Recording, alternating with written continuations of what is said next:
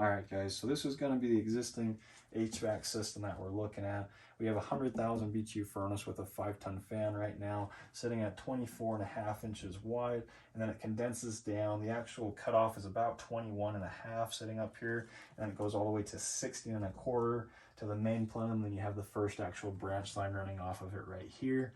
And that's up to 78 right up at that point. So we have lots of room to actually mess with this guy. AC is going to be definitely the priority. It's got a lot more age on it, and it was just kind of funkily put together basically.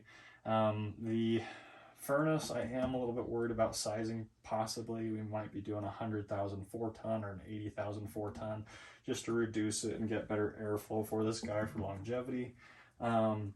We also have 2-inch PVC for the intake for fresh air, and then 2 to 3 inch for the exhaust on this guy.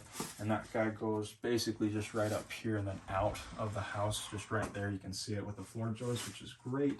You can also see the line set, which is going a much harder route. It's going through the concrete, but I'll check the sizing outside and verify what we're looking at. It's probably got R22 refrigerant in it.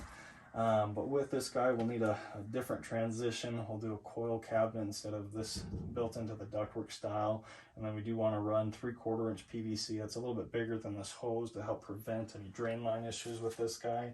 And then you do have a condensate pump down here at the bottom right.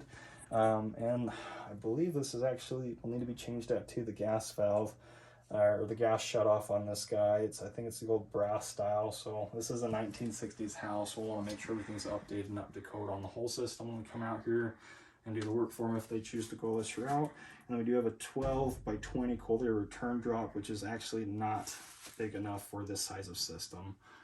So that's another concern that I had with it. It should have been on a base can, especially with all this extra space that they had between the coil and the setup. We will need to come in and fix that and possibly put in a minimum of an 8-inch base can, but we can also, if we need to, we can go ahead and adjust a lot of this cold air return drop right here to lengthen it. You got a lot of room to work with. And then we do want to seal up any loose spots here with a Pookie sealant. So we got a couple there, probably a couple up here, but this will all be gone. So just seal up whatever you guys find on the system. Make sure everything's locked tight. We're not losing any airflow or pressure on this guy. The existing filter rack and access is very common to some of the old ones that we used to put in. It's a 20 by 25 by 1, but it's also a 4-inch access rack, so plenty of space there. That won't really need to be changed up at all unless we are messing with the cold air return drop.